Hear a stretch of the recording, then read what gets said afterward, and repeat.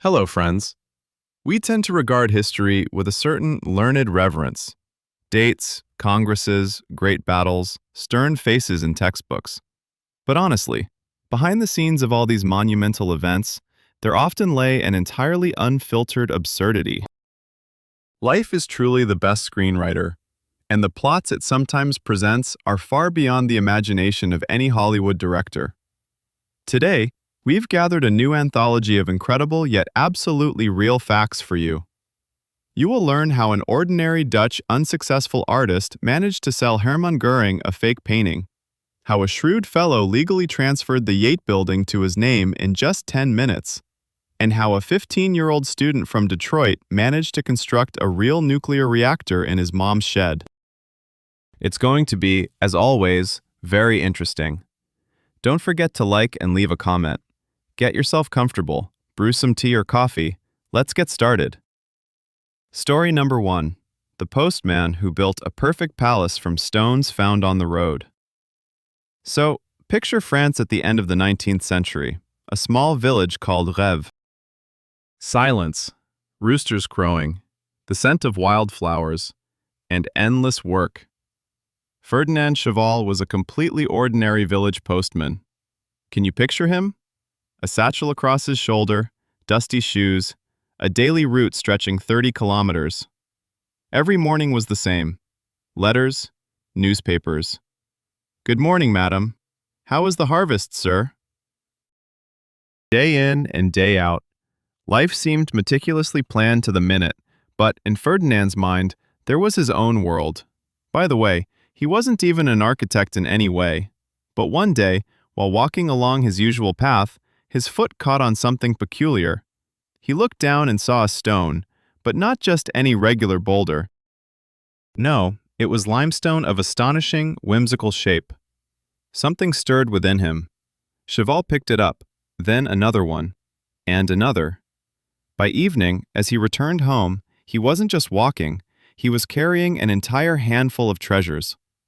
The next day, he came back with a basket, then a wheelbarrow. Can you believe it? This went on for 33 years. For 33 years, every single day after his shift, exhausted, with aching feet from all the walking, he brought stones home. His neighbors? Well, of course they shook their heads. The local postman has completely lost it, they said, collecting rubbish, building something strange in his garden. But he remained silent. He simply placed stone upon stone, cementing them together, molding figures with his fingers that only he could envision. And do you know what the result was? A perfect palace. Not just some shed, but a genuine work of art made of shells, stones, and pebbles. A temple of nature, as he called it. There were staircases leading to nowhere, towers adorned with whimsical animals, and walls where he immortalized his dreams. When Ferdinand finished, people began to visit him not just from the village, but from all over the country. He became famous while still remaining that same simple postman. When you look at his castle today, you understand that creating a miracle doesn't require millions or a formal education.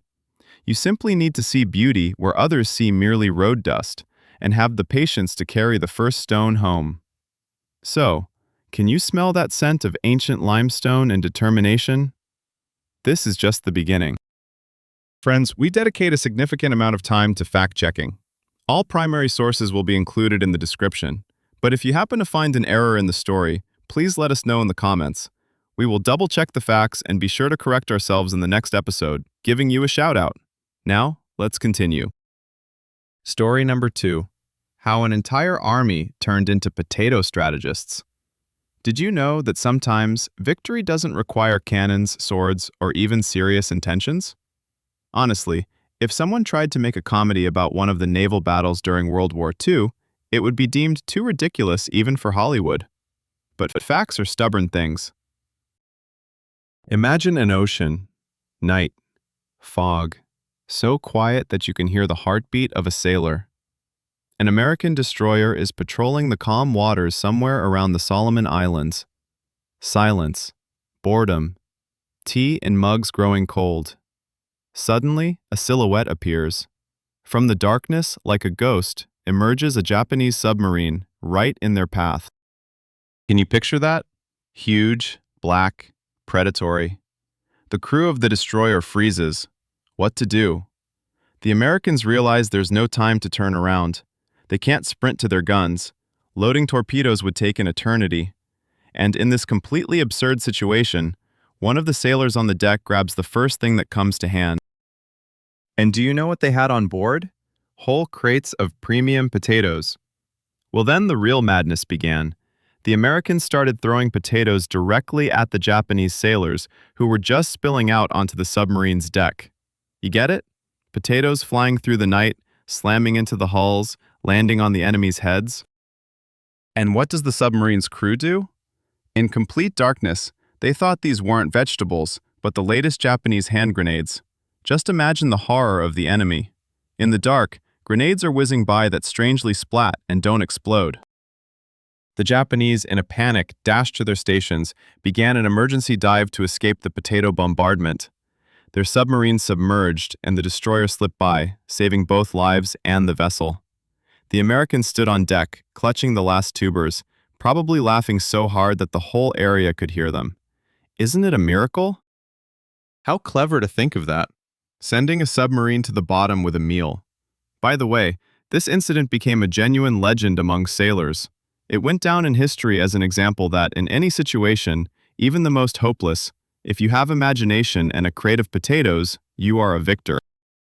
We often fear difficulties, wait for something major, but sometimes the solution is right in our pantry. What would you choose? A cannon or a bucket of potatoes in that situation? Well, are you ready to find out who else in history has shown such extraordinary ingenuity? Share in the comments what you would name such an operation. Meanwhile, let's move on. Story number 3.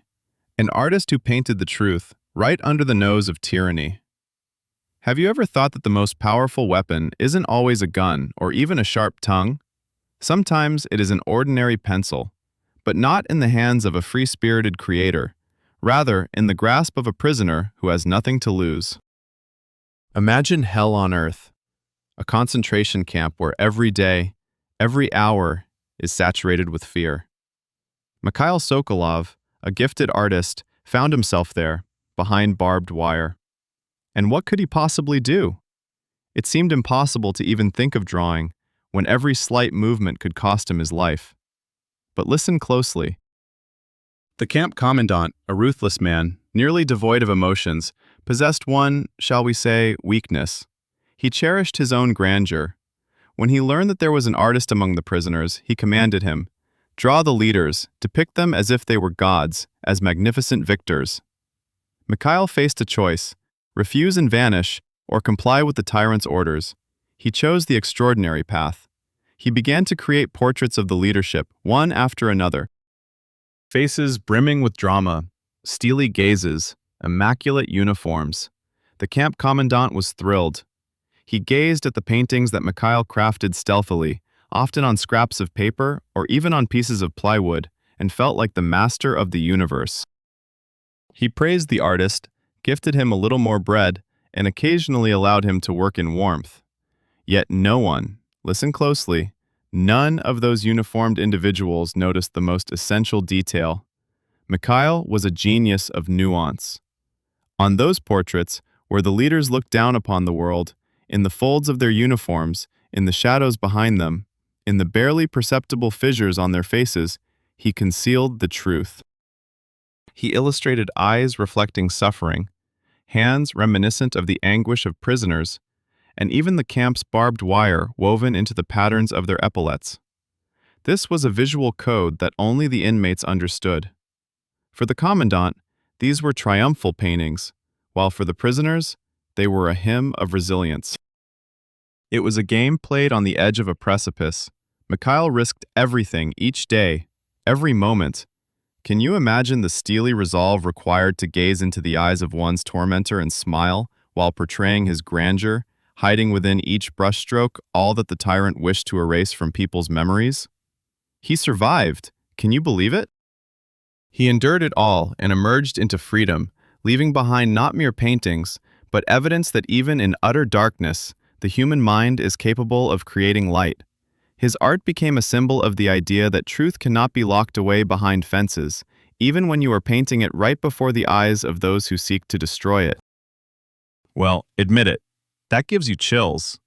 Individuals like Mikhail remind us that even in the most hopeless situations, we always have a choice: to give up or to transform our pain into art. Which of your professions could serve as your salvation should everything, heavens forbid, change? Think on that. Story number 4. How two monks smuggled the secret of silk in their staffs. Did you know that once upon a time in China, revealing the secret of silk production could lead to, well, losing one's head? This was the most guarded secret in the world for nearly 3,000 years. No one, listen carefully, could discover how tiny caterpillars transform into that luxurious fabric. Emperors kept this a closely guarded secret, treating trade as the apple of their eye. But can curiosity be restrained when such incredible wealth is at stake? In the 6th century, two Byzantine monks, employed by Emperor Justinian, decided they had had enough of relying on Eastern caravans. The emperor desired his own silk, and these two, let's say, agreed to assist. But how could they steal the secret when Chinese guards scrutinized every passerby? The monks embarked on a journey that spanned years, traversing mountains, deserts, and evading bandits. Throughout it all, they nurtured a very clever plan. They realized that live caterpillars couldn't be transported; they would simply perish on the journey. However, the monks were not just devout, they were also natural-born engineers. They crafted hollow passages in their bamboo staffs. Yes, they hollowed them out from the inside. When they finally reached the place where silk moths were cultivated, they waited for the moment when the caterpillars would lay their tiny eggs. Picture this scene: two monks, supposedly just seeking shelter for the night, stealthily gathering thousands of these minuscule eggs and carefully hiding them in their bamboo staffs. Then came the return journey. Once more, thousands of kilometers, with the dread of every inspection looming. The guards at the borders saw only two humble old men with their battered canes. Who would have guessed that within those dry bamboo reeds lay the foundation for an entire empire of the future? Upon their return to Constantinople and revealing their staffs before the emperor, something incredible began. The eggs hatched and the caterpillars started devouring mulberry leaves. Soon, all of Europe learned the art of making that legendary silk. This was perhaps the boldest case of industrial espionage in history, executed by men who were seemingly meant only for prayer. This story illustrates that if you have a goal and a touch of, let's say, unconventional thinking, even a simple staff can become a tool that transforms the global economy. By the way, that little bamboo stick stripped the East of its monopoly on luxury. Have you ever attempted to acquire something extraordinary using just improvised means? Perhaps opening a can with a letter opener? That too is a small victory, right? Now, let's move to story number 5. How an ordinary cobbler captured an entire city and arrested the mayor. Have you ever considered that clothing truly makes the man? Literally. In the early 20th century, there was a man named Wilhelm Voigt living in Germany. A simple shoemaker, a man with not a penny to his name, who spent a significant portion of his life behind bars for petty thefts. Misfortune seemed to follow him. After being released from prison once again, he felt truly despondent. He had no work, no proper documents, and in Germany of that time, without papers you were, frankly, invisible.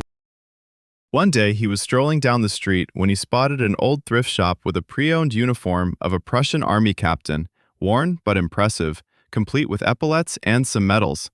Wilhelm tried it on, and suddenly, magic happened.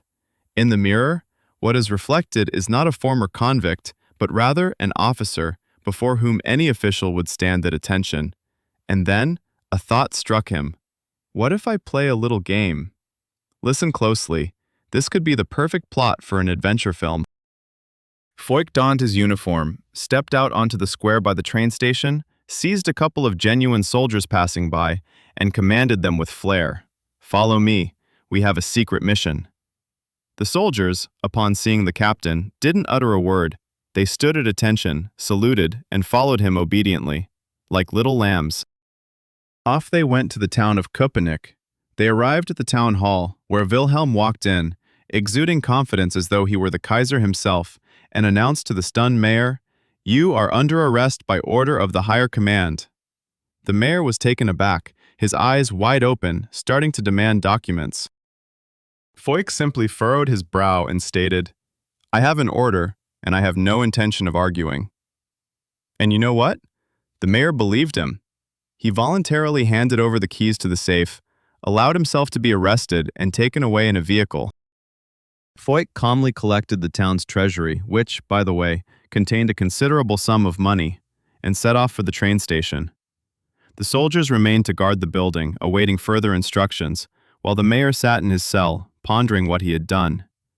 Wilhelm changed into civilian clothes, hid the money, and simply vanished.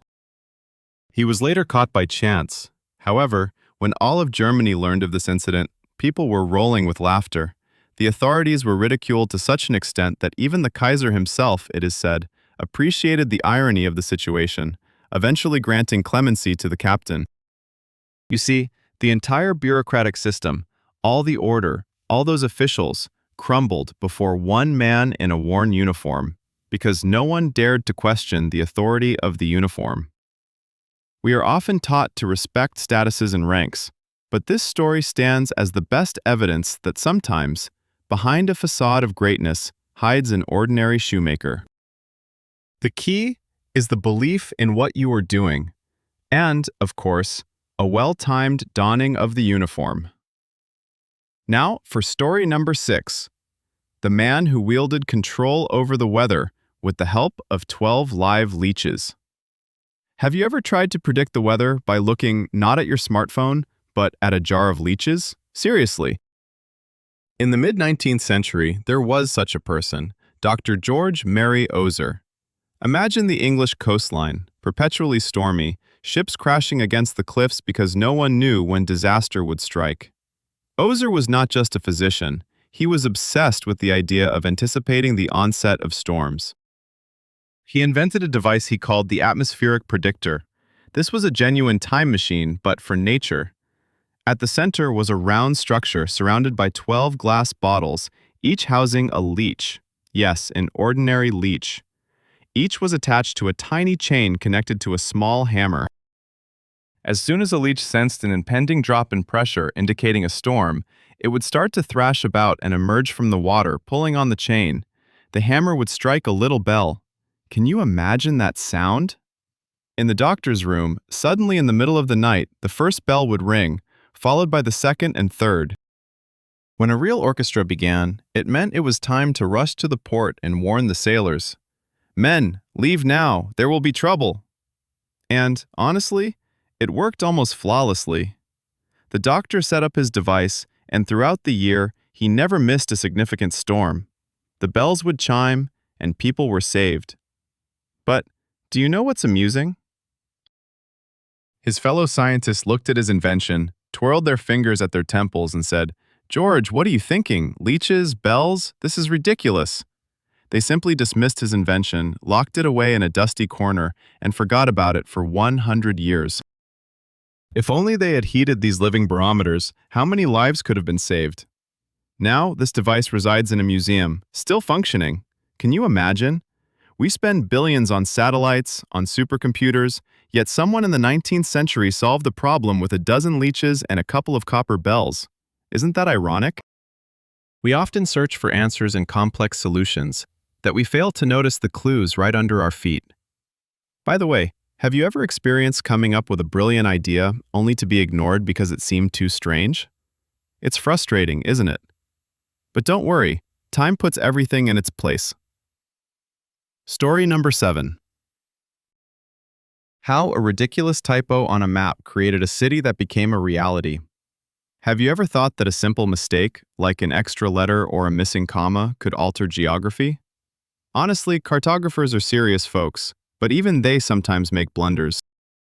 In the mid-20th century, in the backwoods of New York State, a dot named Agloe appeared on the map. There were no residents, no houses, no lampposts, just a name on a piece of paper. Now, at that time, the map-making business was booming in the States, And do you know what the greatest fear of cartographers was? No, it wasn't getting lost in the woods. It was the fear that someone would take their map, redraw it, and sell it as their own without paying a dime. They were like true pirates of ink and paper. To catch such crooks, cartographers from a well-known company devised a cunning plan. They drew a fictional town, Aglo, on their map and placed it right in the woods where nothing but furs and squirrels ever existed. This was a trap for copyright enforcement. If Aglo appeared on someone else's map, then you were caught, thieves. But listen, the most interesting part happened afterward. Years passed, and a traveler stumbled into that area, looked at his map, saw Aglo, found an old shed or an abandoned forest outpost and thought, "Oh, right, Aglo, I'm in the right place." Following behind him came an entrepreneur who built a shop there to sell coffee and souvenirs to tourists. He hung up a sign that read, "Welcome to Aglo," and voila, a town that was born from a mistake and the desire to deceive came to life. Can you grasp the irony of fate? People began to stop there. Mail started to arrive at the address of Aglo. Even navigation devices began to plot routes to that location. A fictional point on the map, due to a mix of curiosity and random circumstances, transformed into a real place. A city that essentially had no legitimate claim to exist suddenly became a part of our reality. Interestingly, later on, when the actual creators of the map ended up in a lawsuit with competitors, they had to admit, there is no such thing as Aglo. It's merely a fabrication of ours to catch you. However, by that time, it was too late. A small shop stood there, people were entering, and that point on the map became a truth. It turns out that sometimes our mistakes are not just blunders, but gateways to a new, fascinating reality, nurtured by our own belief. But isn't that a miracle? We are accustomed to everything adhering to rules, yet the world has shown us a different face, turning lies into truths. This brings us to story number 8. The quietest concert in history, which compelled people to listen to silence. Have you ever tried sitting in absolute quiet? Truly quiet, where even the dust settling on the carpet sounds like a deafening roar. In the mid-20th century, there was an eccentric composer named John Cage. He viewed the world as a vast musical instrument. One day in 1952, he devised a performance that drove half of the American music elite to the brink of a nervous tic. He took the stage, sat at the piano, placed blank sheets of music paper in front of him, and activated a timer. Then, he simply sat there. A minute passed, then 2, 3. The audience fidgeted, someone coughed, whispers of indignation floated through the air, and everyone waited. When will he hit a key? But Cage didn't even flinch. He held this for 4 minutes and 33 seconds, before standing up, bowing, and leaving. Do you know what the essence was? The audience expected music. They had come to listen to a composer, yet they ended up listening to themselves. During those 4 minutes and 33 seconds, the hall transformed into a symphony of daily life. Someone rustled their program. A distant air conditioner buzzed. Someone sighed nervously or squeaked a chair. This wasn't silence. It was the music of chance, the music of life that we typically drown out with our endless tasks. Honestly, many at the time thought he had lost his mind. Critics penned scathing articles, claiming it wasn't art, it was mockery. But years later, people began to grasp that Cage had given them the most precious gift, a pause. In a world where everything constantly hums, moves, and demands attention, he made hundreds take 5 minutes just to hush and hear the sound of the air. Imagine this scene. Hundreds of respectable individuals in expensive suits sit in a dark hall, straining to listen to the creaking floorboards. I hope that this is what it is. Pure genius, entwined with the boldest joke in music history. He demonstrated that we are continually surrounded by sounds, but we have become so accustomed to the noise that we've stopped hearing life itself. By the way, this piece continues to be performed by orchestras around the globe.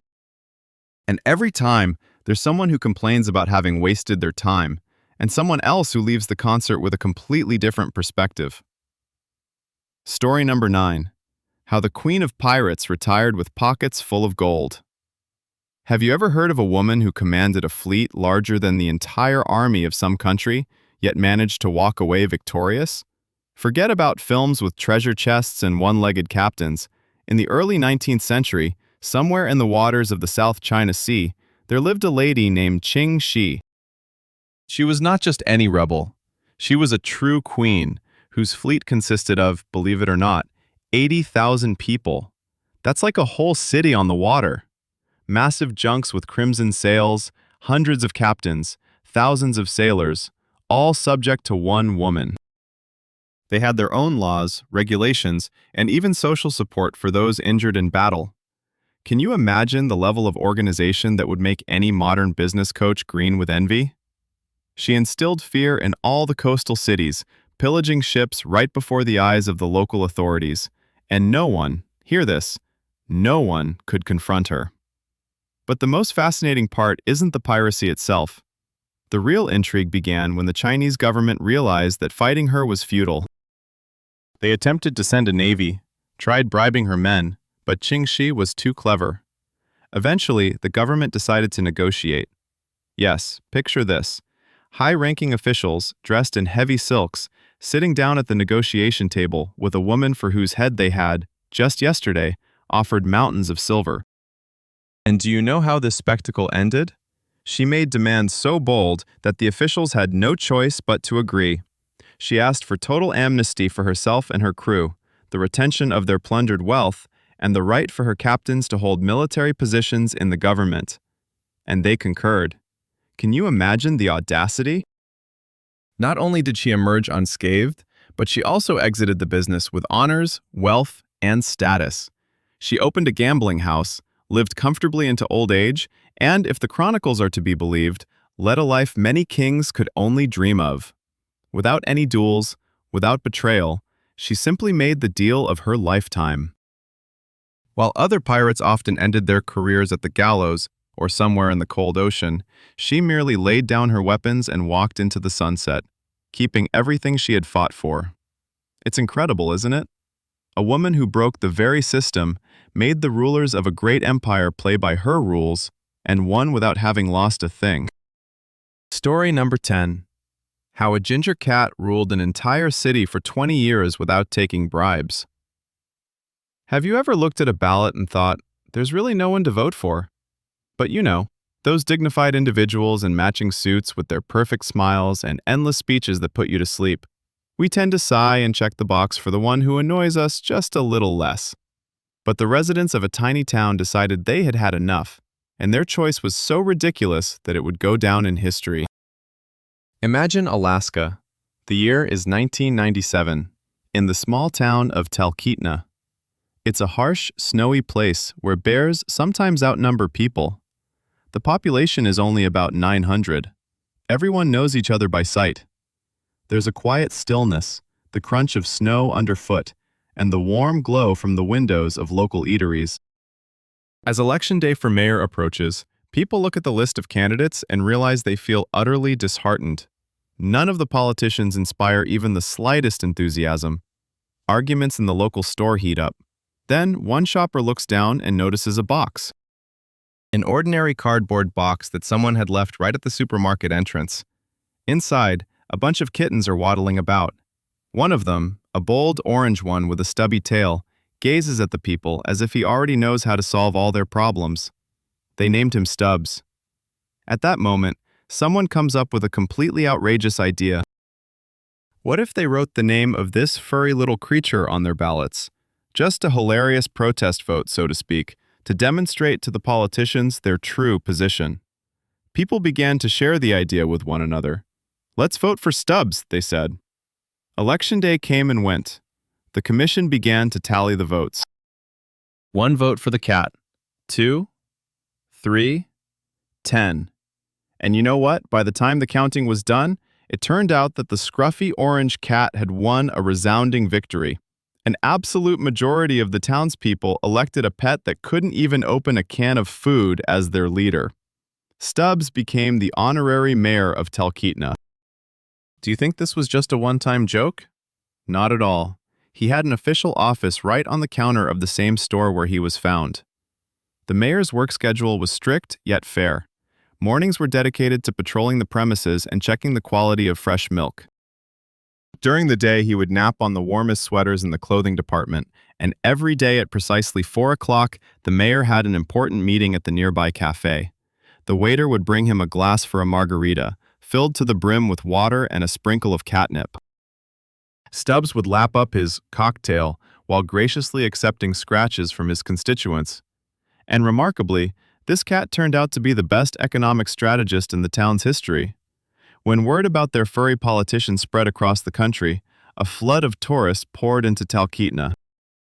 People from overseas traveled thousands of kilometers on snowy roads just to take a picture with the mayor who couldn't lie. Souvenir shops thrived, and hotels were booked to capacity. The town's economy skyrocketed. He never raised taxes and was never involved in any corruption scandals. If Stubbs was unhappy with his staff, he would simply go to sleep in his box or meow loudly. He held on to his position for an incredible 20 years, being re-elected time and again because no human could ever come up with anything better than an honest cat's purr. Honestly, this story always brings a smile to my face. We often complicate our lives by creating cumbersome management systems, debating until we're hoarse, when sometimes all a city needs for happiness and prosperity is a bit of humor, and one orange cat with a short tail. What do you think would be the ideal pet to take on the role of a leader in your company or city? Perhaps a phlegmatic turtle for the finance department? Just a thought. Story number 11. How hired actors caused the entire world to roll shopping carts. Have you ever caught yourself thinking that the most convenient and ingenious inventions are initially met with resistance? It's true. We can be incredibly conservative. We prefer the old, the uncomfortable, but familiar. The story I'm about to share is a classic example of how human stubbornness nearly doomed a simple yet great invention. Imagine America at the end of the 1930s in a typical supermarket. The owner of a chain of small grocery stores named Sylvan Goldman is sitting in his office, gloomily gazing out at the sales floor. He sees a problem that's literally stealing his money. Shoppers take small woven or wire baskets, walk through the aisles, fill them with canned goods, bread, and milk, and as soon as the basket becomes heavy and starts to strain their arms, they stop shopping and head to the checkout. After all, their hands are limited. Sylvan thinks that if they could carry more, they would buy more. But how to achieve this? He can't just attach baskets to their backs. Then, one night, while alone in the empty office, he glances at a regular folding wooden chair. Wait a minute. What if he attaches wheels to the legs of this chair and places a basket on the seat? And another one underneath? He immediately calls his mechanic. They gather metal tubes, wheels, and bolts. They cut, hammer, and probably argued a bit as well. By morning, they've constructed something peculiar. A two-tiered cart on wheels, the first grocery cart in the world. The big premiere day arrives. Goldman orders a whole batch of gleaming chrome carts, sets them up in a perfect line right at the store entrance, and hires a cheerful young lady to offer them to every customer with a smile. He rubs his hands in anticipation of triumph. But next comes a complete fiasco. People enter the grocery store. The young lady happily extends a cart to them, and shoppers recoil from it as if it were leprosy. They grab their old, heavy handbaskets and sweat through the aisles. Goldman can't take it any longer. He goes out onto the sales floor and starts asking people, "Why? This is convenient." And that's when amazing human psychology reveals itself. Men indignantly puffed out their chests and proclaimed, "Do you think I'm weak? I can carry my own purchases. I'm a man, not disabled." And women irritatedly waved him off, saying, "Listen, I've pushed a stroller through parks so long that my back is killing me. The last thing I need is to push your metal contraption around the store." That was it. The idea failed. The warehouse was filled with unwanted scrap metal. Anyone else in Sylvan's position would have thrown in the towel and chalked it up as a loss. But he wasn't just a merchant. He was a genius who grasped how the crowd operates. Do you know what he did? He didn't engage in arguments. He headed to a modeling agency. Yes, he hired professional actors. handsome, incredibly attractive men in sharp suits, and elegant women in stylish dresses.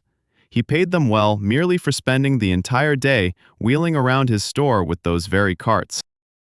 The actors casually pushed the carts with 2 fingers, exchanged charming smiles, casually tossed items inside, and looked like they owned the world. Then, regular shoppers entered the store. They witnessed this scene, and instantly, the switch of their herd instinct flipped. Wow, it turns out this is very trendy. Look at how respectable these people are using it. And here I am, like a fool, toiling with a basket. And just like that, the magic happened. Within days, ordinary customers began to fight over these carts at the entrance. Within a month, Goldman couldn't keep up with their production. A couple of years later, he had become a multi-millionaire. His innovation forever transformed how we purchase food. Just like that, simple human pride nearly deprived us of comfort, while a clever manipulation salvaged it. To be honest, whenever I roll a heavy cart to the checkout, I always think of those men who tried to assert their strength with cans of beans. Story number 12. The girl who imagined a kingdom for herself and deceived high society. Listen, have you ever caught yourself thinking that people are more willing to believe in a beautiful fairy tale than in a dull reality? Honestly, that's just how we're wired. If something exotic, mysterious, and tinged with romance is presented to us, our critical mind simply shuts down. The story I'm about to tell is a perfect example of how far one can go armed with just audacity and a rich imagination. Imagine England, the early 19th century, in the year 1817 to be precise. A small town called Almondsbury. The evening brings the typical dreary British weather. A young woman knocks at the door of the local cobbler, dressed oddly in rags, wearing a turban and speaking a language unlike any known one. She appears lost, weary, and clearly in need of help. The cobbler, being a kind-hearted man, leads her to the magistrate. And that's where the true spectacle begins. The magistrate, his wife, local aristocrats, everyone gathers to witness this marvel. The girl doesn't understand a word of English. She communicates with gestures, draws strange symbols, rejects meat, and drinks only water. When shown an image of China or India, she shakes her head. But when someone brings a book about the islands of the Pacific Ocean, she joyfully points to a picture. The townspeople are enthralled. They have a genuine touch of the exotic in their midst. Then, as if on cue, a certain Portuguese sailor appears in Almondsbury. He observes the girl, listens to her mumbling, and solemnly declares, "Ladies and gentlemen, I understand her language." This is Princess Caribou from the island of Javasu, located in the Indian Ocean. Can you imagine the public's reaction? A genuine living princess in a remote area. According to a sailor translator, the poor girl was abducted by pirates and taken far from her home, yet she managed to escape by jumping overboard and swimming to the English shore. The entire town went wild. Princess Caribou was settled into the finest residence. Local seamstresses rushed to create silk garments embellished with gold for her. After all, a royal figure cannot be seen in rags. Artists painted her portraits, aristocrats lined up to observe her perform her exotic dances or pray to some god of hers while perched in a tree. She became a topic of articles in London newspapers, and society was abuzz with discussions about her. England was captivated by this wild woman of noble descent. She reveled in the attention and enjoyed the finest delicacies. She quickly developed a taste for meat, and everything was going flawlessly. For 2 whole months, she dazzled the entire British elite. But, as often happens, the fairy tale came to an end due to a foolish coincidence. One day, the owner of a cheap boarding house from a nearby town entered the home where Caribou was living. She looked at the princess, who was then majestically sipping tea, and exclaimed, "Goodness, that's Mary Wilcox, the shoemaker's daughter from Devonshire." A silent moment, shock and denial. But the truth surfaced. There was no princess at all, just a fabricated language, a talented actress, and a Portuguese sailor who apparently played along for fun or a taste of fame. Mary was an ordinary maid who had escaped from a tedious life seeking a bit of excitement. And do you know what's most astonishing? When the deception was revealed, no one punished her. On the contrary, the very aristocrats she had so cleverly fooled were so impressed by her talent and audacity that they paid for her ticket to America. They thought, since you're so enterprising, why not try your luck in the New World? To be honest, this story always brings a smile to my face. We fear looking foolish so much that we are willing to believe any nonsensical tale as long as it comes beautifully wrapped. Mary Wilcox demonstrated that the bounds of possibility exist only in our minds. Story number 13. The artist who made Deering by a forgery and became a national hero. Have you ever considered that revenge can be not only sweet, but also painted in oil? Seriously, we often define art forgery as a crime, a deceit that lands perpetrators behind bars. But what if a forgery is so masterful that it deceives the most notorious villains of its time, and the creator, rather than facing condemnation, is hailed as a national hero? Imagine the Netherlands in the 1930s. Han van Meegeren, an artist, undoubtedly talented but with a slight issue. Critics can't stand him. They claim his style is outdated, that he paints like artists did 300 years ago, that he lacks any originality. Can you imagine how it feels to hear every day that you are talentless while your hand confidently wields a brush? Khan is furious. He is so angry that he decides to take revenge. His scheme is nothing short of brilliant. He intends to prove to those pretentious art critics that they know absolutely nothing about painting. So what does he do? He takes old canvases from the 15th century, washes off the paint, and then spends lengthy months experimenting with mixtures, blending pigments exactly as the masters of the past did. He even invents a special kiln to bake the paintings, creating craquelure, the tiny cracks that appear on the canvas with age. Eventually, he paints a masterpiece in the style of Jan Vermeer, one of the greatest and rarest artists of the Netherlands. The painting is titled Christ in Emmaus.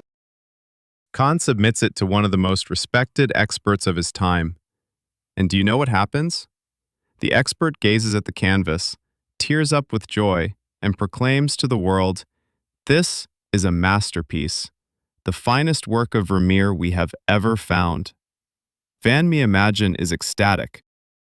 He has successfully deceived the most intelligent people in Europe, but he doesn't stop there. Why would he stop when it's yielding such enormous profits? He paints several more Vermeer forgeries and sells them for staggering amounts. He becomes exceptionally wealthy, purchasing dozens of houses and living like royalty. But the most interesting events unfold during World War II. The Netherlands is occupied, and then Hermann Göring enters the scene, one of the most powerful figures in the Third Reich, known for his passion for art. Göring obsessively collects masterpieces across Europe. Naturally, he desires to obtain a new Vermeer. Khan sells him the painting Christ and the Sinful Woman for an astronomical sum. Göring is thrilled. He transports his masterpiece to Germany, believing he possesses the greatest treasure. The war comes to an end. The Allies discover Göring's collection. Here begins the humorous part. They see the Vermeer painting and start to investigate who sold this national treasure to the enemy. Traces lead back to Khan van Meegeren. He is arrested. He faces the death penalty for treason. At that moment, Khan realizes he has fallen into his own trap. Sitting in prison, he contemplates, "If I remain silent, I will be executed as a traitor. If I tell the truth, I will be imprisoned as a fraud." He chooses the truth. He addresses the court. "Gentlemen, I am not a traitor. I sold nothing to Göring. I merely duped him with a forgery I painted myself." The investigators are astonished. The art experts are furious. How can it be a forgery? They themselves declared it genuine. No one believes Khan, so he proposes a deal. "Bring me a canvas, paints, and brushes. I will paint you a new Vermeer right here in my cell." And he begins to paint. Under the supervision of guards and experts, he creates yet another masterpiece. The court is bewildered. It turns out this unassuming artist, whom everyone deems talentless, managed to deceive the world's best experts and, most importantly, fooled one of the leading Nazis, extracting a fortune from him for a piece of old canvas with baked paint. The court finds him guilty of forgery, but the people of the Netherlands celebrate him. He becomes a hero, a man who outsmarted the enemy and proved to all those pretentious snobs that they are blind. Han Negron received merely 1 year in prison, yet his name has forever etched itself in history as the most brilliant counterfeiter of all time. To be honest, this tale often reminds me that vengeance can be rather inventive. We get so angry over criticism that we forget. The best way to affirm our accuracy is to create something that everyone will believe in. Have you ever caught yourself doing something simply out of spite, just to prove your brilliance? Perhaps you prepared dinner using a restaurant's recipe and claimed you ordered takeout. Story number 14. How 2 American teenagers accidentally made a radioactive shed glow in the dark. So, do you remember what you were like at 15? What did you do after school? You might have played soccer, tried to form a rock band in a garage, or repaired a bike that was falling apart. Normal teenage stuff, right? Now, picture a guy named David Hahn. The early 90s, a suburb of Detroit, a typical house, a neat lawn, and a mom who bakes pies. And David? Well, David decided that stamp collecting was boring. He wanted to build a nuclear reactor in his backyard. I swear, I'm not joking. He had no sinister plans for world domination. He simply adored chemistry. You know, the classic nerd in glasses who devoured old Soviet and American textbooks on physics that proclaimed atomic energy to be the bright future of humanity. And David thought, why not give it a shot? He had a shed in his backyard that his mom allowed him to use as a lab so he wouldn't blow up the kitchen. And let's just say there had been precedents. Now here's where it gets astonishing. Where does a 15-year-old boy find radioactive materials? Uranium isn't exactly sold at the supermarket. But David was incredibly resourceful. He began writing letters to nuclear agencies, pretending to be a school physics teacher who was supposedly preparing a demonstration for students. And you know what? Serious gentlemen in suits sent him brochures, instructions, and even advised him on where to find the necessary elements in household appliances. It turns out, the world around us is quite generous if you know where to look. David bought old watches with glowing dials. They contained radium. He purchased dozens of smoke detectors which had americium in them. He procured thori from camping gas lanterns, and even parts from old gun scopes. Can you imagine the scene? A boy in a shed, prying apart hundreds of smoke detectors, isolating radioactive elements using coffee filters, acids, and aluminum foil. All of this kept secret from parents who believed he was just putting together model airplanes. Listen, this sounds like a script from a science fiction movie, but he actually assembled a working breeder reactor out of lead blocks, foil, tape, and radioactive sludge. And this contraption began to function. The reaction commenced, though not quite like at real power plants, yet the radiation levels around the shed started to rise rapidly. David realized that everything had spiraled out of control when his Geiger counter began to crackle 5 houses down from his yard. The shed literally glowed in the dark when viewed through specialized equipment. The young man was frightened. He decided to dismantle his hellish contraption, loaded all the pieces into the trunk of his old car, and drove off somewhere into the woods to bury them. But of course, the classic scenario unfolded. The police pulled him over. During a routine check, the officers asked him to open the trunk, where they spotted some strange lead pipes, wires, and a suspicious powder. David candidly replied, "Officers, you really don't want to touch that. It's radioactive."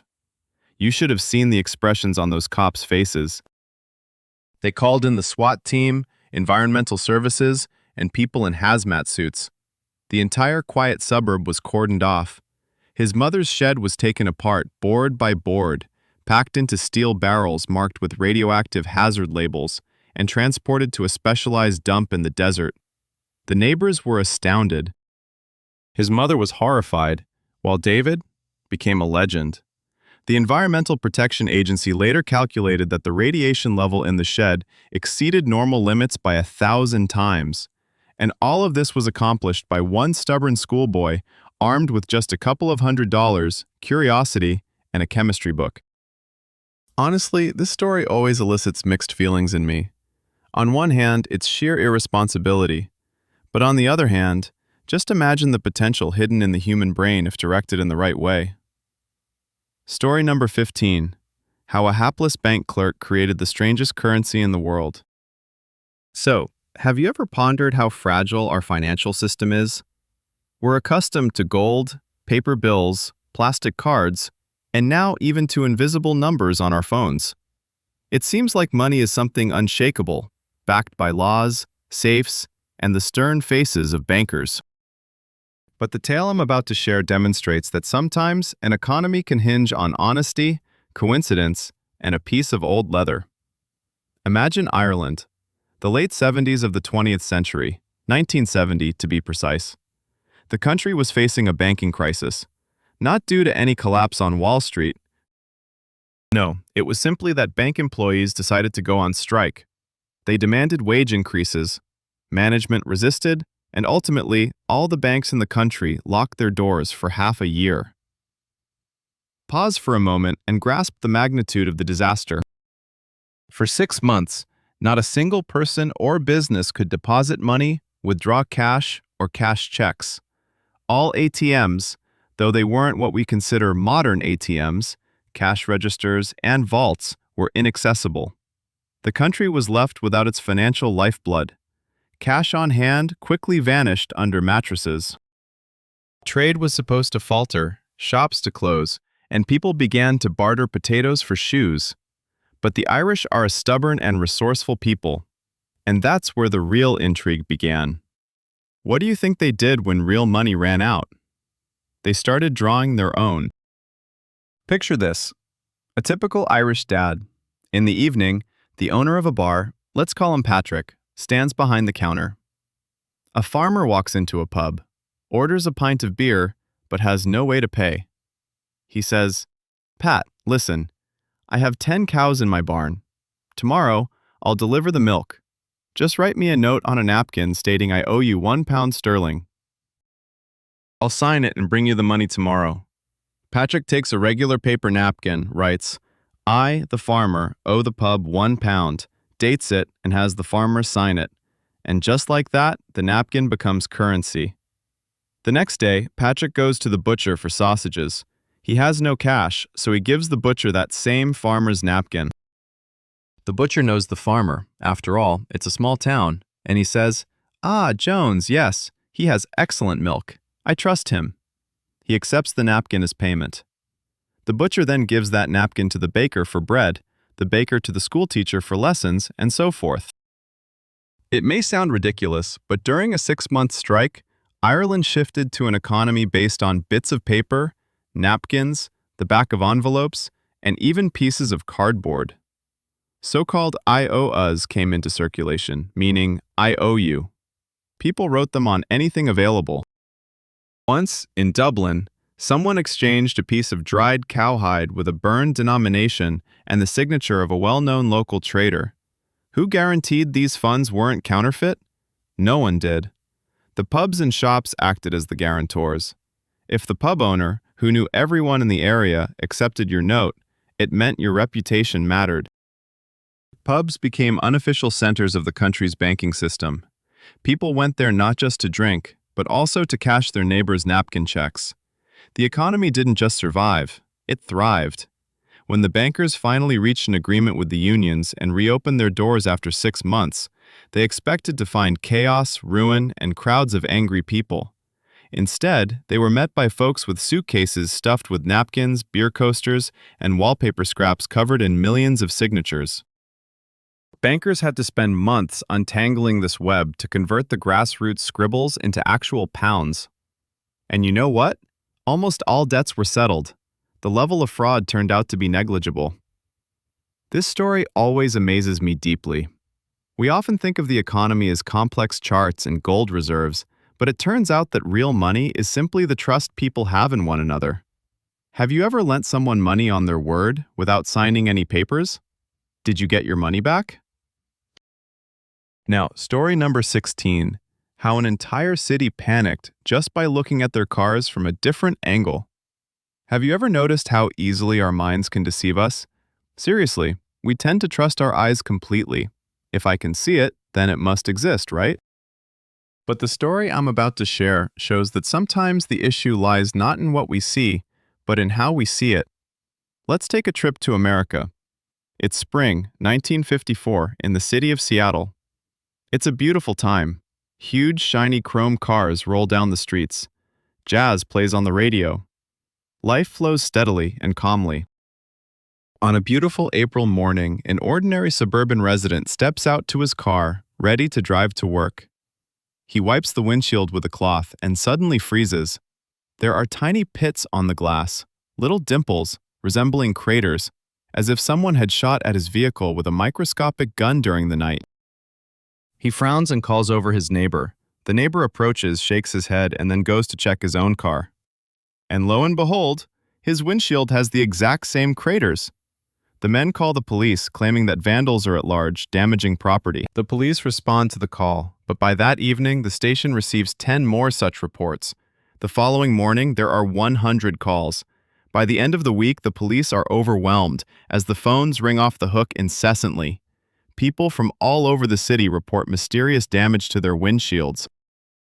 Over 3,000 vehicles have been affected. Can you imagine what ensued? A genuine, unadulterated mass hysteria. Local newspapers run with enormous headlines. "Our city under attack." People lost sleep at night. Car owners began covering their vehicles with thick blankets, tarpaulins, and hiding them in garages. However, the damages kept appearing again and again, and public imagination ran wild. With no vandals to catch, people speculated that it must be something else. One newspaper suggested it was a new type of acid sand blight, emerging due to the mild winter. Others insisted it was cosmic rays penetrating the Earth's atmosphere. The most alarmed citizens whispered that it was radioactive rainfall from the ocean, corroding glass and soon to attack human skin. The mayor of Seattle was in a panic. He realized the city was on the brink of chaos. He called the governor, who then sent an urgent telegram straight to the federal government. "Emergency assistance needed. We have an unknown phenomenon destroying transportation." Consequently, federal authorities dispatched a team of serious scientists from the university to the city. Experts, chemists, physicists, forensic specialists arrived, set up camp, equipped with magnifying glasses and microscopes, and began to study those mysterious craters on thousands of windshields. The city held its breath. Everyone awaited the verdict. Aliens? Radiation? Or mutated insects? After a few days, the head of the commission emerged to address the press. He cleaned his glasses, sighed heavily, and revealed the truth, which turned out to be funnier than any fiction. It turns out there was no epidemic whatsoever. The scientists proved that these tiny pits were merely the result of small pebbles, grains of sand, and road dust that have always been hitting the glass of any moving vehicle. It is normal wear and tear.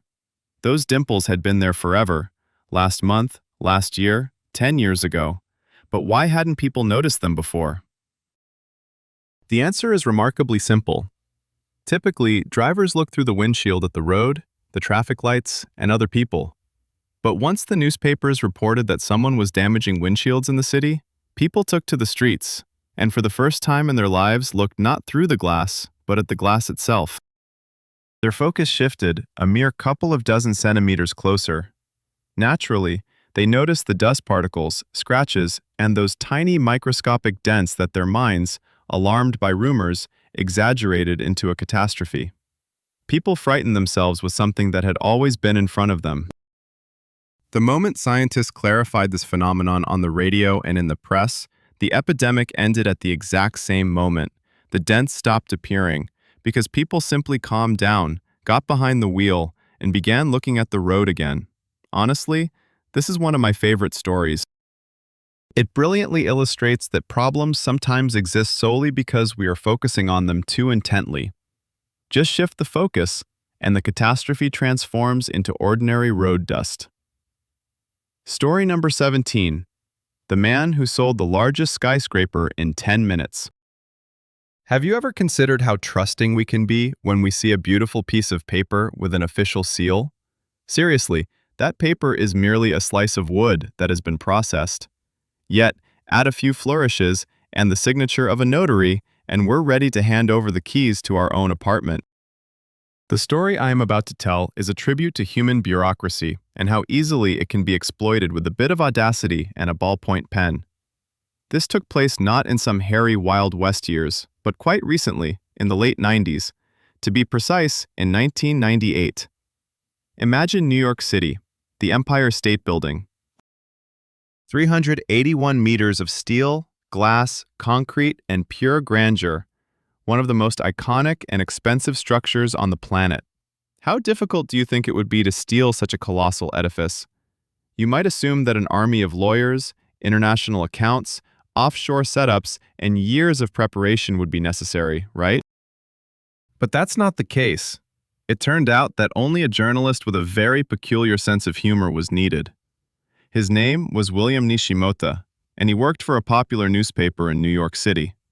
One day, William was sitting in the newsroom pondering, how secure is our property registration system? If I wanted to transfer ownership of, let's say, a hot dog stand to myself, would anyone check? What if it were something larger? He decided to conduct an experiment, one that would make half of the city officials sit up and take notice. William downloaded a standard property transfer form from the internet, a basic form usually filled out when purchasing a shed or a garage. In the property section, he honestly and straightforwardly entered the address of the Empire State Building. For the seller, he listed the real owners of the building, Donald Trump's company and his Japanese partner. But for the buyer, he unleashed his creativity. He invented a fictitious company with a ridiculous name, Lots Properties. Read the first word backward, and you get stolen or stolen. But that wasn't all. He needed signatures. As witnesses to the transaction, he listed Fay Wray, an actress from the old King Kong movie, and the infamous bank robber Willie Sutton. And the notary who authenticated this absurd transaction was a fictional character named Oibos. With that flimsy document, which bore the signatures of a King Kong girlfriend and a deceased robber, William made his way to the city's real estate registration department.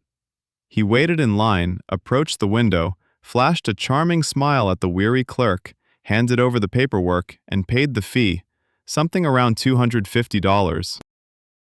The clerk glanced at the document, then at William, slapped on a stamp, and that was it. It's just unbelievable.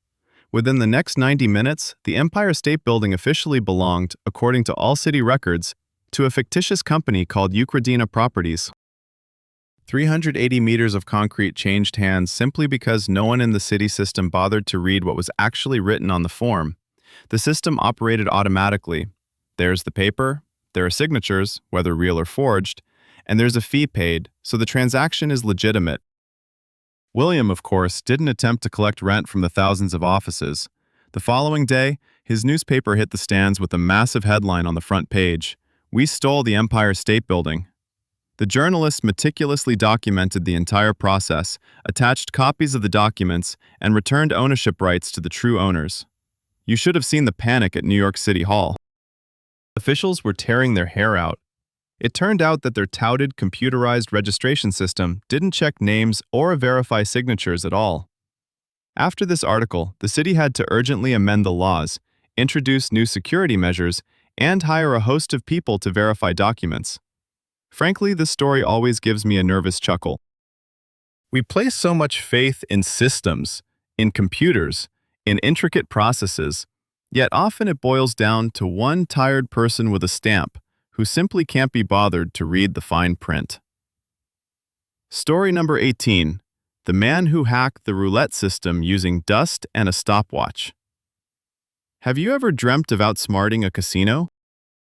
You know, walking into that sparkling hall filled with the scent of expensive perfumes and the clinking of chips, casually placing a chip on red and walking away with $1 million while leaving the dealer dumbfounded. Usually, such tales end with empty pockets and a long walk home, because the math is always in favor of the house. But there was one man who proved that one could confront a casino not with magic or luck, but with simple physics and a little observation. His name was Joseph Jagder, and he lived not in the age of computers or hidden cameras, but in the latter half of the 19th century, 1773 to be exact. Joseph was an ordinary engineer at a rolling mill in Yorkshire. You know, the kind of person who spent his days tinkering with mechanical devices, listening to the creaking gears, and knowing everything about how metal wears down.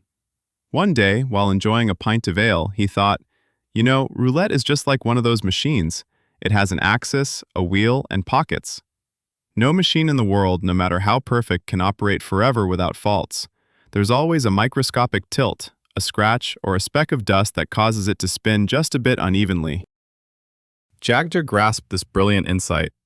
If the roulette wheel is not perfectly balanced, and back then all of them were made by hand, it implies that the ball should statistically land in certain sectors more often. Not always, but more frequently on average. This was not a game of luck. It was a game of defects and manufacturing. But how could he prove his theory? He needed a testing ground. Joseph chose the most luxurious place on earth, the casino in Monte Carlo. He saved up some money, took a leave of absence, hired 6 ordinary clerical assistants, and headed to the French Riviera. Imagine the scene: 6 inconspicuous individuals entering the Monte Carlo casino. They are not sipping champagne, placing bets, or flirting with ladies. Instead, they simply stand near 6 roulette tables with notepads and pencils from morning until evening, recording the numbers that come up. 1 spin, 2 spins, 1,000 spins. The casino, of course, eyed them with suspicion, but they weren't gambling, they were just observing and writing. After a month, Joseph gathered all the notebooks and began to analyze the mountain of data. 5 of the roulette wheels functioned flawlessly, showing no discernible patterns. But the 6th wheel? Bingo. Jagger discovered what he had been searching for. 9 numbers: 7, 8, 9, 17, 18, 19, 22, 28, and 29 appeared significantly more often than the others. A skewed axis, a tiny, invisible speck of dust, or a scratch on a bearing. The next day, Joseph returned to the casino. He approached that very 6th table and began to place bets solely on his 9 lucky numbers. Listen, it was a massacre. In one day, he won an astronomical sum. The croupiers changed, the managers grew anxious. On the second day, he came back and won again. In just a few days, he took so much money from Monte Carlo that the casino was on the brink of bankruptcy. News of the lucky Englishman spread across Europe. The casino owners were in a panic, realizing he was not cheating. He wasn't even touching the wheel. But how was he doing it? The casino decided to outsmart Joseph. That night, they simply swapped the wheels of the roulette tables. The 6th wheel was placed on another table. The next day, Jagger returned to his usual spot, placed his bets on his favorite numbers, and began to lose. Once, twice, 3 times. He was puzzled. What had happened? Then, his engineering eye caught sight of a tiny scratch on the wooden rim of the roulette. He recognized it. This was not his wheel. He started walking around the hall, examining other tables, and eventually found his lucky roulette with that very scratch. He calmly sat down at it and began to empty the bank again. The casino owners threw in the towel. They paid him all his winnings, a huge amount for those times, enough to secure a comfortable life until old age. Afterward, they completely revamped their standards for manufacturing roulette wheels, instituting daily balancing of the wheels using water levels. And Joseph Jagger returned to Yorkshire, bought himself property, and never gambled again in his life. He was not a gambler. He was an engineer who simply solved a mathematical problem through note-taking and observation. Honestly, this story always amazes me with how a cool-headed individual can triumph over a system built on human chance and the hope for miracles. This is story number 19, how a single accountant saved the planet by purchasing an entire mountain of garbage. Have you ever wondered if boring office workers possess a secret superpower? We typically picture them surrounded by piles of paperwork, with perpetually grumpy faces and calculators in hand.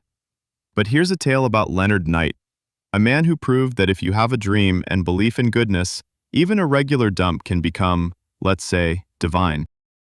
It was the early 80s in the California desert, where the heat is so intense that the air shimmers like an artistic illustration. Leonard Knight was an ordinary laborer.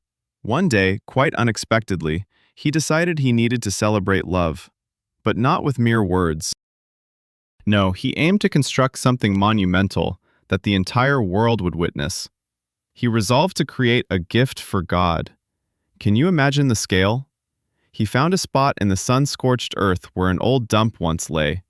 Rusty metal scraps, shattered bottles, remnants of old vehicles, and plastic debris were everywhere. Most would have simply walked past it, brushing it aside. But Leonard picked up a paintbrush and bags of clay. Listen, this effort lasted almost 30 years. 30! He lived in the back of an old truck, subsisted on whatever he could find, slept under the stars, and rose at dawn to work. He gathered everything others discarded: old tires, vehicle carcasses, heaps of junk that littered the area. And he didn't just pile it up. He transformed the trash into a massive mountain that towered over the desert, covered in incredible patterns. He used 1,000 liters of the cheapest paint he could find: pinks, yellows, blues, and greens. He inscribed the walls of his palace with the words, "God is love," painting hearts, flowers, and clouds. The desert, which had previously been gray and dreary, suddenly burst into a riot of colors. It became the brightest point on the state map, visible even from space. Do you know what's most astonishing? He did this entirely selflessly. When visitors came asking how much the entry fee was, he would simply smile and shake his head. "It's all for free. Look." Celebrate. It's for everyone. Initially, local authorities tried to chase him away, claiming, "Leonard, you've turned this place into a dump. You need to leave." But when people began traveling from all over the world to see this outrageous and vibrant mountain, officials realized they couldn't demolish this wonder. The mountain of trash, transformed into a sanctuary of love, became a national treasure. Leonard Knight passed away a few years ago, but his mountain of salvation still stands. Millions of tourists walk along the paths he created among painted tires and rusty scraps, feeling something profound that brings tears to their eyes. A man who had barely a dime in his pocket made thousands believe that love is not an abstract concept, but a very tangible mountain in the middle of the desert. Honestly, this story always reminds me that we choose what fills our lives: clutter or meaning. And if Leonardo was able to create something beautiful from a pile of rusty iron, then we have no excuses not to make the world a little brighter, right? Story number 20. How a jukebox saved a small town from quiet extinction. Have you ever been in places where time seems to have decided to pause and rest in the shade of an old oak tree? There are tiny settlements where every second house is abandoned, and the youth leave in search of big cities, leaving behind only silence and dust. One such place is the town of Hardy, right in the heart of the American state of Arkansas. People lived there, cows grazed, newspapers were read, but life, slipped through their fingers like water from a leaky bucket. Then one day, in the late 90s, a young man arrived in this very town. He was neither a millionaire nor a messiah, just a wandering craftsman who repaired everything that made sounds, from old radios to forgotten phonographs in attics. He stopped in the town center, surveyed the half-empty square, and suddenly thought, why don't we create a real attraction here? He didn't build Disneyland. No, he started by finding an old, rust-eaten jukebox at the local dump. Those huge boxes where people once dropped a coin to listen to jazz. He spent 3 months digging through endless wires, gears, and circuit boards. He didn't just fix it, he transformed that jukebox into something alive. When he plugged it in and dropped a coin, the entire town heard not just music. An old record of a 40s hit started playing, so clearly and richly as if an orchestra were performing right around the corner. But it wasn't just about the sound. The craftsman incorporated numerous mechanisms inside. When the music played, tiny wooden figures came to life within the box: dancers, musicians, even a tiny clerk with a typewriter. It was a whole mechanical theater. Townsfolk, who hadn't seen anything beyond their neighbors' fences for years, flooded the square. Can you imagine their faces? People who were used to dullness suddenly witnessed a celebration springing forth from an old chunk of metal. This contraption became the town's mascot. Every Saturday, people gathered around, tossed coins, drank lemonade, and started chatting. It was pure magic of communication. They used to just walk past each other, nodding, but now there was music, laughter, and conversations about how well the little dancing figure moved. The town came to life. Cafe owners opened their doors and set out tables. Tourists driving by on the highway began to detour into Hardy. After all, there was that famous singing box. The town started earning, and the youth stopped leaving because it became a fun place to be. The craftsman left after 6 months, but the jukebox remained. And you know what's most amazing? That very box still stands there in the town center. It's constantly being touched up, cleaned, and cared for as if it were a cherished child. From a mere heap of junk, it has become the heart of an entire community. Sometimes I feel that we all lack a little music box like that. Something that would encourage us to step outside, put our phones aside, and simply stand next to our neighbor, enjoying the sound of an old record. By the way, is there anything peculiar yet beloved by everyone in your city or neighborhood? Perhaps a statue that gets dressed in a hat during the winter, or an old street lamp that flickers mysteriously. It's those small details that truly make up real life, isn't it? Let me share story number 21. How a single button from a coat nearly launched a person into space, and more. Have you ever considered that the most ordinary object, let's say a button, could become the center of an entire universe? Quite literally. We often overlook them until one falls off at the least opportune moment, turning life into a real quest. Now, picture a tale unfolding in a clandestine laboratory somewhere across the ocean in the 1950s, during a time when people were obsessed with space and anything related to flight. There was an engineer there, let's call him Arthur. He was working on a project focused on how to cope with complete isolation. You know, preparing individuals for long journeys to the stars. Arthur decided to conduct an experiment. He locked himself in a simulation chamber to see how the human brain handles absolute solitude and silence. He only had the bare minimum of belongings with him. Everything by the book, everything according to the rules. On the second day of solitude, a button from his coat came off. It seemed trivial, right? But in conditions of sensory deprivation, when nothing is happening around, the brain clings to the slightest stimuli.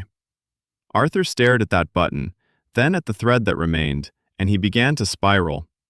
This was not madness, it was a creative explosion. He started deconstructing that button at its core. Seriously, he examined its structure, trying to grasp how it was made, what it was cast from. Then, he began to use it as a tool. He learned to craft fascinating games only he could fathom with that button and thread. He tied it to various corners of the chamber, creating intricate geometric shapes.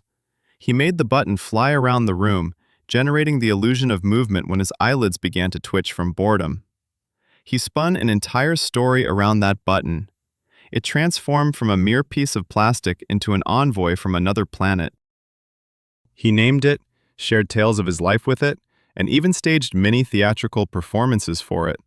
Honestly, if anyone had seen him through a surveillance camera at that moment, they would have thought that Arthur had completely lost it. Yet, he was fully aware, and 2 weeks later, he was released from the chamber. Arthur emerged unshaven, with wild eyes, but remarkably calm. The doctors rushed to him, expecting to find a person on the brink of a breakdown, and he handed them that very button, saying, "Guys, I just conducted a study that will reshape your understanding of survival psychology." It turned out that his brain, deprived of external stimuli, not only began to hallucinate, but also transformed an ordinary button into an anchor of reality. It prevented him from losing his mind, becoming a point of stability in the endless void. This was his personal pocket universe. Incidentally, this story was studied extensively in universities later on. Researchers discovered that in harsh isolation, any object, even a simple button, could become a whole world for us, provided we exert enough effort to imbue it with meaning. Frankly, I am always amazed at this human ability to find light and meaning in what seems to be mere twilight. Story number 22. How an ordinary plumber found an entire world beneath his home. Let me ask you, have you ever caught yourself thinking that we live on the surface, like on the lid of a chest, completely unaware of what might be hidden inside? Take William Little, for example. He was nicknamed the Mole Man in London. He knew for a fact that the earth beneath his feet wasn't just dirt, it was alive, malleable. It was waiting for someone to decide to pierce through it. The amusing part is that he didn't do this for science or fame. No, he simply wanted peace and quiet. It was during the mid-20th century. William lived in an ordinary suburb of London. One day, he was fed up with the noise. You know how it goes. Neighbors arguing loudly, dogs barking, cars driving by. The hustle and bustle of city life was weighing heavily on his ears. One evening, when his nerves were frayed, he picked up a regular steel shovel, descended into his basement, and began to dig. Pay attention, he didn't intend to do this forever. He thought he'd just create a small storage space for his tools, a hideaway from the world. But when he made that first dig, he felt an excitement he had never experienced before. The earth gave way easily, and he decided to dig a little further, then a bit more, then sideways. This mole man spent 40 years beneath his home. 40, can you believe it? He dug out an entire labyrinth, not just a pit, but real tunnels with arched ceilings, with rooms and a ventilation system he designed himself. He removed the soil at night in small bags so that no one would suspect what he was up to. Neighbors noticed he was peculiar and always dirty, yet no one could have imagined that a whole underground city was developing right beneath their feet. He was self-taught, but his passages were so sturdy that professional engineers later studied them. And do you know what was most remarkable? The temperature in his subterranean abode was always perfect. He even fashioned something akin to a library and a workshop for himself. He had his personal world where not a single sound from the surface, no shriek or car could intrude. When he was finally discovered, by chance, when one of the streets slightly sank, the city authorities were in shock. They went down and saw a system of tunnels stretching for hundreds of meters. It looked like a set from a gnome movie. But all of this was created by one elderly man with just one shovel and incredible patience. They made him fill it all in, of course, for safety and all that. But just think, he was happy. A man simply sought peace, yet in the end, he constructed something that would be the subject of legends for centuries to come. Frankly, this tale always reminds me how we often complain about our neighbors or noise, but fail to make any changes ourselves. Yet William picked up a shovel and forged his own personal tranquility. Sometimes, I believe that within each of us resides a little mole, yearning to hide away from the chaos of the world in a private haven, even if it's underground. Story number 23. How a random stroll along the beach gifted the world a tiny ruler of crystals. Have you ever considered that an ordinary seaside can be more than just a place to sunbathe and gather seashells?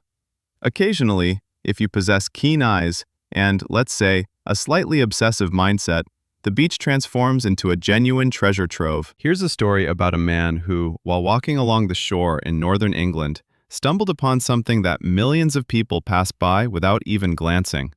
His name was Albert Barker, a man who spent his entire life working in a factory, yet within, he was a true alchemist. Now imagine this. The year 1950. Fog, cold sand, seagulls cawing. He walks along the water and suddenly spots a tiny, transparent pebble. Ordinary glass, just trash. He picks it up, rubs it with his fingers, holds it up to the light, and is left breathless. This was not just any stone.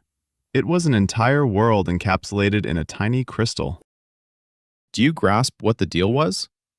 In those areas, for decades, if not centuries, ocean waves had methodically ground tons of debris, old bottles, and shards of pottery. And that sand functioned as a giant natural polishing machine. The ocean transformed sharp fragments into soft, frosted, perfectly smooth pieces of glass. But Albert wasn't merely a hobbyist. He began to collect these oceanic gifts and decided they should speak. He started creating micro-paintings from them. You won't believe it, but he used tweezers, a tiny lens, and assembled these bits of glass into remarkable mosaics right on matchboxes. Picture this: a minuscule image the size of a fingernail depicting a sailing ship, a castle, or even a portrait of the Queen, all crafted from pieces of glass found along the shore. This was the work of a surgeon, jeweler, and madman all rolled into one. One false move, and the picture crumbles. He would spend hours, weeks in the solitude of his tiny home, gluing what was once a shattered beer bottle into something for which collectors today are willing to pay a fortune. When he first showcased his creations at a local fair, people were simply in awe. They peered at these matchbox artworks through magnifying glasses and were unable to comprehend how it was possible. How could a pile of trash that each of them walked over yield such beauty? Albert became a local legend, known as the glass magician. He didn't ask for exorbitant sums in return. He merely wished for people to look down and see that the world around them wasn't a dump, but rather a storehouse of materials for wonders. Interestingly, after him, many attempted to replicate his work. Thousands of individuals flocked to the same beach in search of the same pieces of glass, attempting to glue, cut, and assemble them, yet, nothing came of it. There was no spark, no discerning gaze that could recognize a masterpiece within the trash.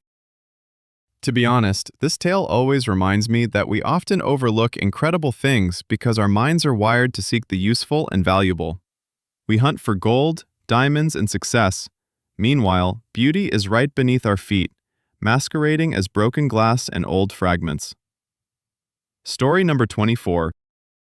How two Italian shoemakers constructed an invisible bridge just to visit each other. Have you ever caught yourself thinking that some people live in such geographical confusion that they have to cross a national border 3 times just to visit a neighbor? This is not a fairy tale or a computer game. In reality, in the heart of Europe, there lies a small town called Barla.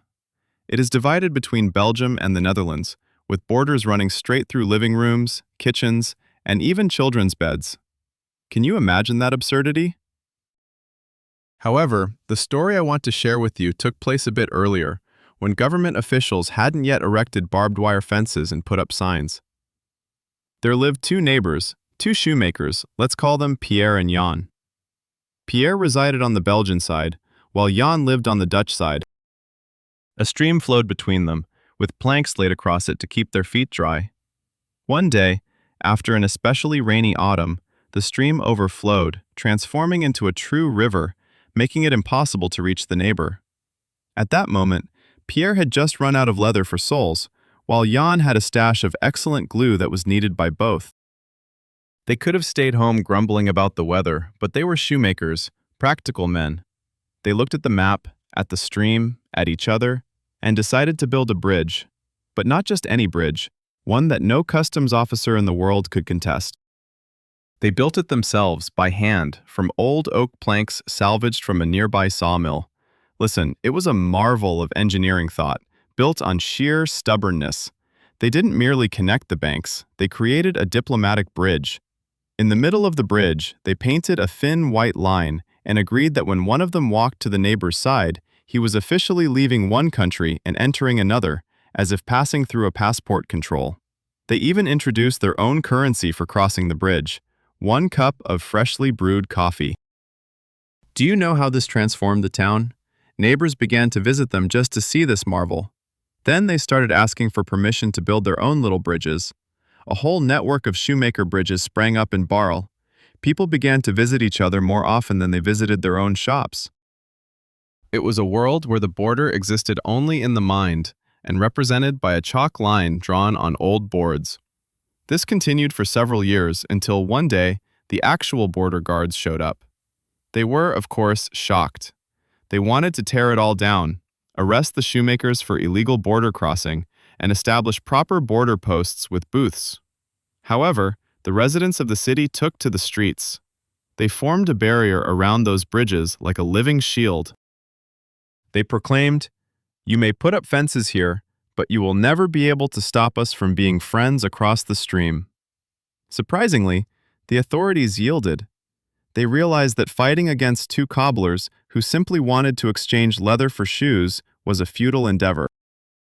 The bridges were left intact, and they still stand today, reminding us all that borders are merely lines on paper that can be erased when people genuinely wish to be a bit closer to one another. To be honest, this story always reminds me that any wall can be turned into a bridge if one is willing to roll up their sleeves and exercise a bit of common sense. Story number 25.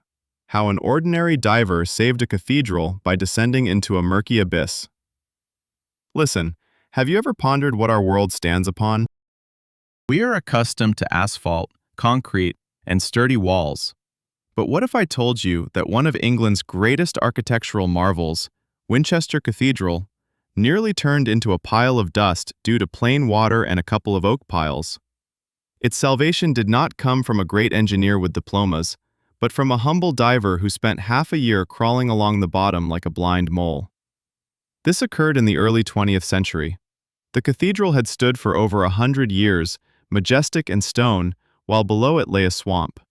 Yes, a genuine, damp, and treacherous swamp. In the Middle Ages, builders were clever. They drove thousands of massive oak logs into the muck to create a foundation. These piles supported the cathedral for hundreds of years. But then civilization arrived. The groundwater level dropped, the water receded, the wood began to rot, and the stones of the cathedral started to crack. The walls began to pull apart. Just a bit more, and this historical monument would collapse directly onto the heads of the congregants. Engineers were at a loss. How do you replace the foundation of a building that is on the verge of crumbling when it sits atop a mix of mud and decaying timber? All forecasts were grim. And then William Walker appeared. Imagine, an ordinary diver in a heavy iron helmet and rubber suit. He descended into a shaft that had been dug beneath the cathedral's walls, where darkness reigned and the muddy sludge obscured everything beyond his own nose. Walker had to work literally by touch. Half an hour after half an hour, day after day, for a full 6 years. Can you imagine that? 6 years in darkness, beneath colossal walls, in water that was about to close in on him. Walker removed the rotting logs one after another, replacing them with new concrete blocks. And all of this was done by feel, with no blueprints and no opportunity to assess the outcome. If he had made a mistake by even a millimeter, if the wall had shifted, everything would have buried him alive. He worked like a jeweler, but instead of a table, he had a filthy pit filled with murky water. When he finally finished, the cathedral's walls settled back into place, the cracks closed, and the building stood proud in its beauty. Hardly anyone knew about him. He was simply a diver who did his job and left. No medals on his chest, no grand speeches. It took many years for people to realize, this is not a miracle, nor divine providence that held the stones. It was the iron nerves of a man who spent 6 years crawling through the dirt so that we could admire the arches of this cathedral. Today, to be honest, this story always sends shivers down my spine. We stroll along the streets, marveling at buildings, monuments, and beauty, often unaware of the countless invisible feats behind every brick. How many people like Walker silently bore the weight of the world on their shoulders, while others were simply enjoying tea? Have you ever done work that went unnoticed but was crucial for the greater good? Perhaps you quietly filed documents in an archive or planted flowers in a garden near an entrance for everyone to enjoy. Those too were small triumphs, weren't they? Story number 26. How a botanist spy in a pigtail stole the tea secret from an entire empire. Have you ever thought that your morning cup of tea is essentially the outcome of the most significant industrial espionage in human history? We often assume that tea has always existed, but back in the mid-19th century, China was the absolute monopolist. They held the secret on how to cultivate this bush, how to harvest it, and how to dry it, guarding it as if it were not just a plant, but the philosopher's stone. Britain, which was going crazy over tea, was paying China staggering amounts of silver. At one point, the English realized, either they steal the secret or their economy would simply collapse. Enter Robert Fortune, not just a scholar, but a true adventurer at heart. He was a botanist, but he looked and acted like a hero from a James Bond novel. His mission was to infiltrate the depths of China, where foreigners faced execution for entry. His goal was to steal the best seedlings and, most importantly, to uncover the processing technique for the leaves. Imagine him. He hired a hairdresser, shaved off his European hair, grew a long pigtail known as pianza, donned silk robes, and mastered the Chinese language to such a degree that even the locals took him for a merchant from the countryside. He packed only a trunk for samples, a bit of food, and, amusingly, a large supply of dog food for his companion dog who traveled with him.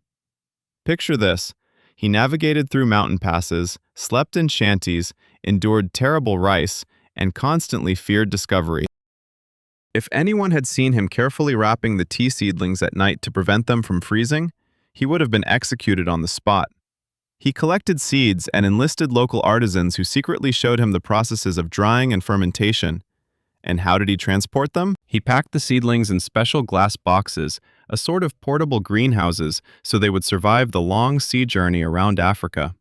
When he finally returned to India and planted the stolen seedlings on plantations, he achieved what is now referred to as the greatest plant relocation. The Chinese monopoly collapsed. Tea became accessible to everyone, from a London clerk to a street vendor. Do you know what the most ironic part is? This individual, who traversed through hell for the sake of science and his empire, became nearly forgotten by the end of his life. He simply returned home, published his diaries, and quietly passed away in his garden among his beloved plants. No medals adorning his chest, no loud parades, just a guy who once decided that a sickle and the ability to stay silent when necessary were more important than the laws of a foreign land. To be honest, this story always amazes me by how one person, equipped with a good dose of audacity and passion for his craft, can transform the habits of millions.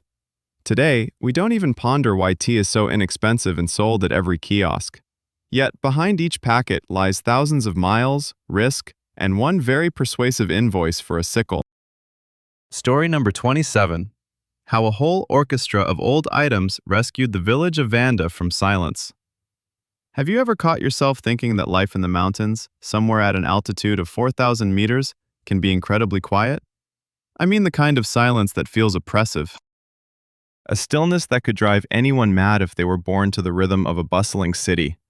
In Paraguay, in a forsaken village called Catura, the people lived amid heaps of trash. Literally, this place was the main dump for a huge metropolis nearby. The children often bypassed school to scavenge metal, plastic, and cardboard, just to help their families survive. Then one day, a music teacher named Fabio Chaz arrived. He had neither money for instruments nor wealthy sponsors. His students, the children of the dump, looked at him with such skepticism, as if he had fallen from another planet. He wanted to teach them to play Bach, Mozart, and Vivaldi, while they sometimes struggled to find bread at home. Fabio gazed at their hands, which were only accustomed to digging through dirt, and realized, a classical violin here costs as much as a house. It's simply impossible. Yet, he was a man of faith. Music resides within, not in the wood of the instrument. Then inspiration struck him. He spotted an old craftsman named Kola who could fix anything. They ventured to the dump and began their search for treasures. Listen, it was true magic, transforming junk into art. They uncovered old metal barrels once used for fuel, which were turned into magnificent cellos. They found old drain pipes which became flutes. Someone had tossed away cookie boxes and those turned into guitars. They even took discarded forks, bent them, and attached them to necks to create string holders. Do you know what they made violins from? Standard paint cans, and the necks were fashioned from pieces of old wood lying in the dirt. When the children grasped these instruments, none of them knew how to play. They had never seen real music before. But when they first drew a bow across steel wire strings, you should have seen their faces. It was not the sound of garbage. It was a sound that resonated deeply. The violins crafted from paint cans sang so beautifully that grown men, who had spent their lives at the dump, wiped away tears with their dirty sleeves. They named their project the Orchestra of Recycled Instruments. At first, they performed in the backyards for neighbors, and then they were invited to Europe. Can you picture that scene? Children who just yesterday were gathering bottles, taking the stage in Barcelona, Paris, and Tokyo. They play intricate classical pieces, and the audience sits in disbelief. Could it really be that this sound comes from an old trumpet and a tin can? They traveled around the world, performed with renowned orchestras, and appeared in the news.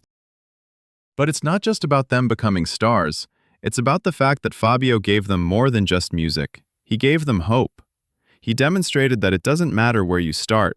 What matters is what you can create from what you have at your disposal. You know, every time I watch their performances, I find myself reflecting on how often we justify our laziness by claiming the lack of proper conditions. Yet these kids took a piece of rusty pipe and made it weep like a living heart. Honestly, this story makes you view the trash can differently.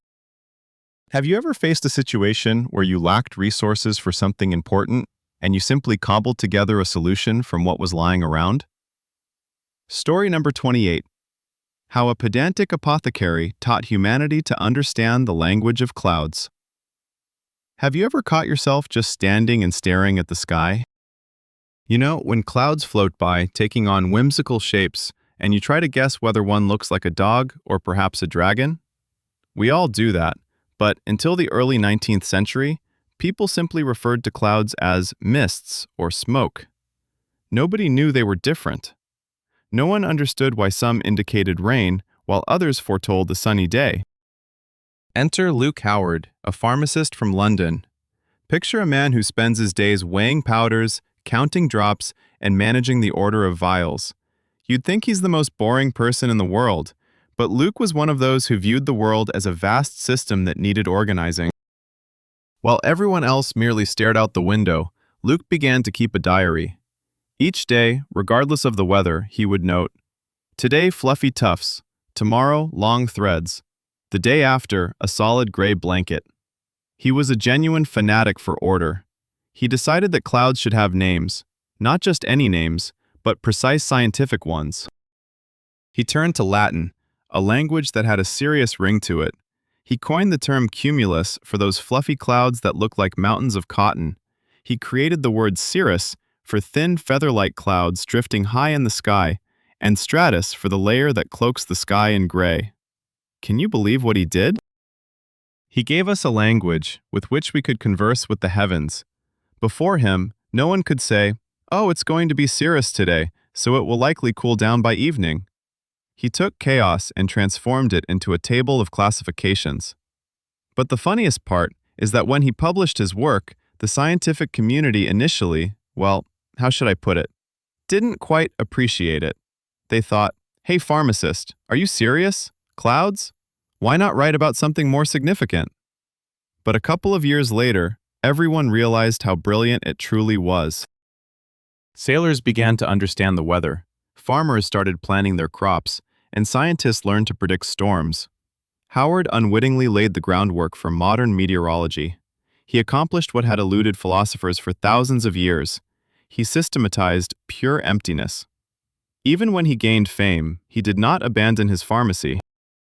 He remained a humble man who, in the evenings, would step onto his porch, adjust his glasses, and jot down new observations in a notebook. By the way, his portrait still hangs in meteorological offices around the globe. Honestly, this story always reminds me that to change science, one does not need to be a brilliant professor laden with accolades. Sometimes, all it takes is to observe the world around you closely and have the courage to give things their true names. Story number 29. How a mailbox at the edge of the world became the most reliable cloud storage without the internet. Have you ever wondered how dependent we are on modern gadgets? We need everything at our fingertips. We rely on the cloud to store our photos and on messaging apps for our letters. But what if I told you there has been a postal service on a tiny, isolated island in the Pacific Ocean for 300 years that operates entirely without electricity, servers, or even specific addresses? And it has never failed in 3 centuries. Welcome to the Galapagos Islands, specifically to the bay that sailors named the Postal Barrel. This location is so far from civilization that in the 15th and 16th centuries, whalers and explorers setting sail for years had no way to send a message home. Can you imagine the longing? You are in the open ocean, thousands of miles from home, and the only connection to your family is the hope that you will return someday.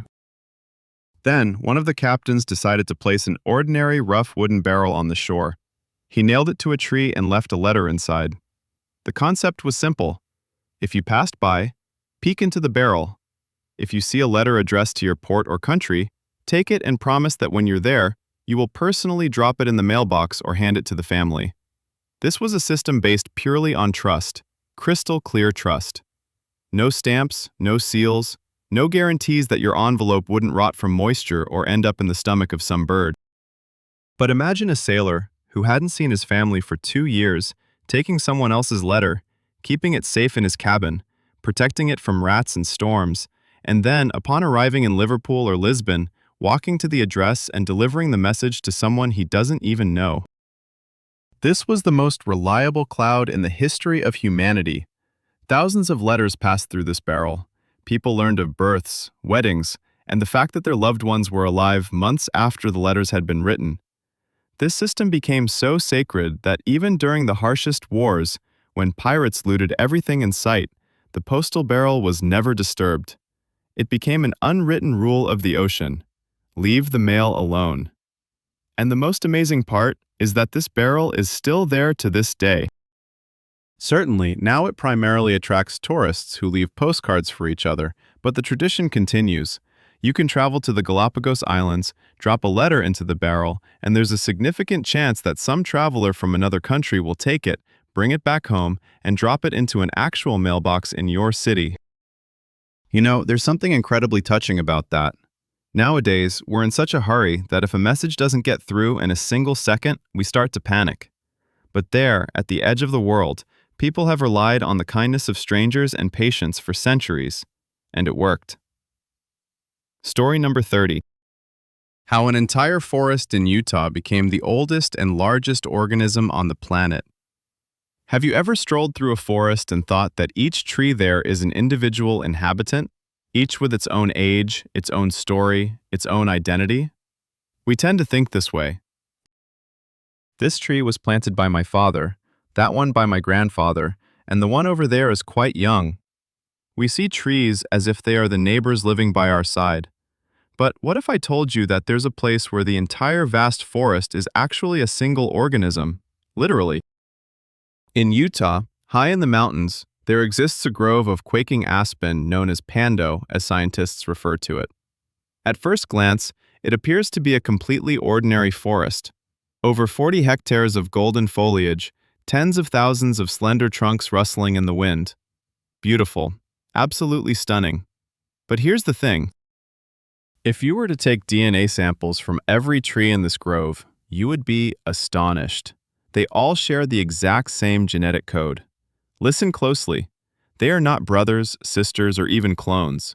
They are one and the same organism.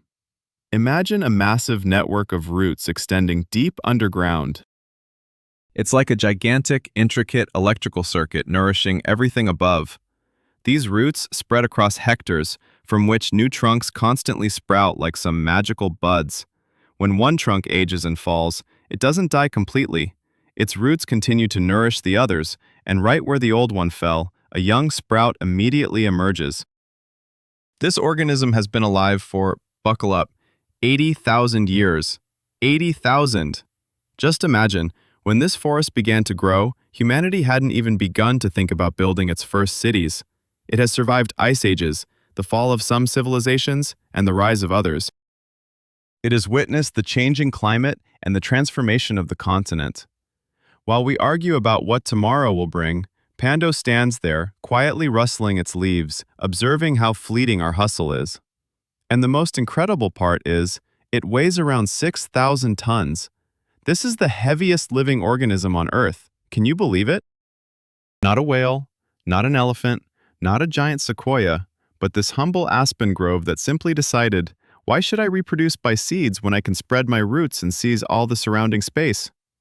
Honestly, this story always makes me feel like such a tiny fragment of time. We rush and run, trying to leave our mark, while somewhere in the mountains of Utah stands this silent giant, holding memories that no archive can recall.